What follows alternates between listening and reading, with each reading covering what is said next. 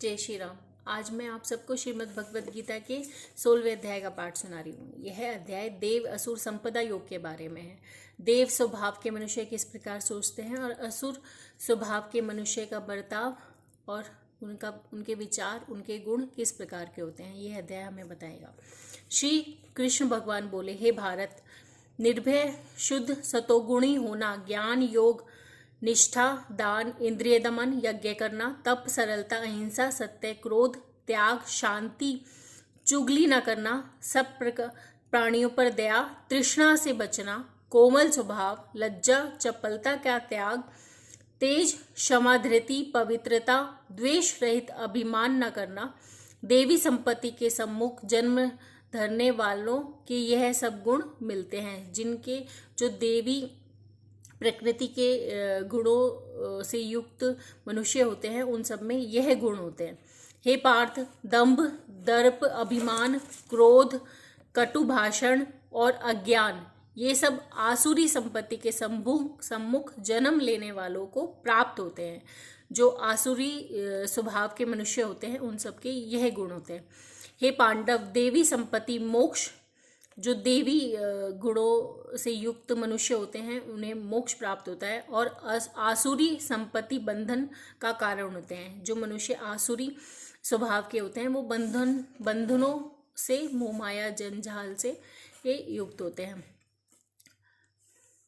तुम शोक न करो, क्योंकि तुम उत्तम देवी संपत्ति के भोग के हेतु जन्मे हो।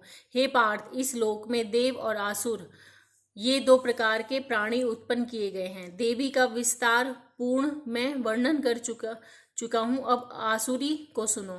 धर्म में प्रवृत्ति और अधर्म से निवृत्ति। आसुर लोग नहीं जानते, उनमें ना शौच मतलब पवित्रता, ना आचार और ना ही सत्य ही होते हैं। वो कभी सत्य वचन नहीं बोलते। वे संसार को असत्य, निराधार और अनीश्वर कहते हैं।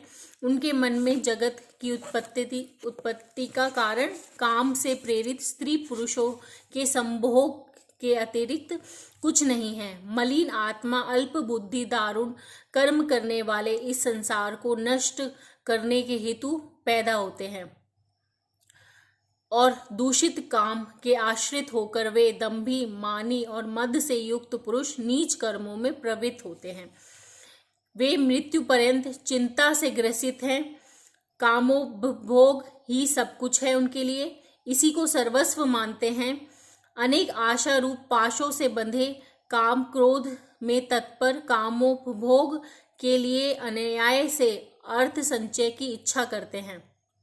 मैंने आज यह पाया, यह मनोरथ को पाऊंगा, इस मनोरथ को पाऊंगा, यह है और यह धन भी मेरा हो जाएगा। यह शत्रु तो मैंने मारा, दूसरे को भी मारूंगा। मैं ईश्वर, भोगी, सिद्ध, बलवान और सुखी हूँ। मैं धनी और कुलीन हूँ। मेरे समान दूसरा कोई नहीं है। मैं यज्ञ करूंगा, दान भी करूंगा और आनंद करूंगा। इस प्रकार अज्ञान से मोहित हुए रहते हैं, इस प्रकार के का विचार रखते हैं। अनेक कल्पनाओं से मोह रूपी बंधन में फंसे हुए विषय भोग से आसक्त लोग रौरव नरक में गिरते हैं। रौरव नरक में गिरते हैं। अपनी बड़ाई आप करते हैं, वे स्वयं ही बड़ाई करते हैं। धन धाम के मद में चूर रहते हैं। शास्त्रोक्त विधि छोड़कर केवल नाम के लिए यज्ञ करते हैं। ये अहंकार, बल, घमंड, काम और क्रोध से युक्त हैं।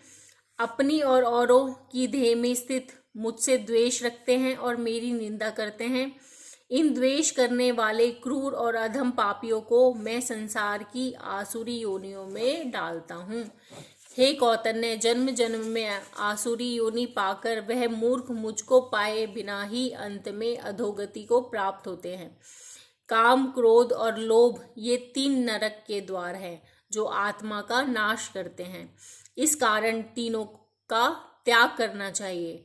हे कौतन्य, उन 3 नरक द्वारों से छूटा हुआ मनुष्य अनेक कल्याण को सुकृत सत्कर्म करता है, तब उत्तम गति को पाता है। जो शास्त्रोक्त विधानों को छोड़कर स्वेच्छानुसार कर्म करता है वह सिद्धि को नहीं पाता, सुख को नहीं पाता, परम गति को नहीं पाता। अतएव कार्य और अकार्य इनको जानने के लिए शास्त्र प्रमाण है। शास्त्रोक्त विधान जानकर उसी के अनुसार कर्म करना चाहिए। श्री कृष्ण भगवान स्वयं कह रहे हैं गीता के 16वें अध्याय में कि हमें अच्छे कर्म करने चाहिए, सद्मार्ग पर चलना चाहिए, सत्य वचन ही बोलना चाहिए और भजन भक्ति ही एक व्रत, भगवान के भजन, उनके नाम, उनका स्मरण, उनका कीर्तन ही एक, उनका सुमिरन ही केवल मार्ग है जो हमें इन सब बुरी प्रवृत्तियों से हमें छुड़ाता है और हमें सद्कर्म के मार्ग पर चलाता है और हमारी मुक्ति और मोक्ष और उद्धार और सभी परेशानियों से हमें छुड़ाता है। इसलिए हम सभी को भगवान की भक्ति, भजन और अच्छे विचारों को अपनाना चाहिए। बुरे विचारों से हमें दूर रहना चाहिए, किसी की निंदा नहीं करनी चाहिए, भगवान में ही मन लगाना चाहिए और हमारे स्वयं के हमें बुरे जो हमारे अवगुण हैं उनको हमें दूर करने की कोशिश करनी चाहिए। दूसरों के गुणों की तरफ हमें ध्यान रखना चाहिए, देना चाहिए और स्वयं के अवगुणों पर ध्यान रखना चाहिए। यह पाठ हमें बताता है। जय श्री राम।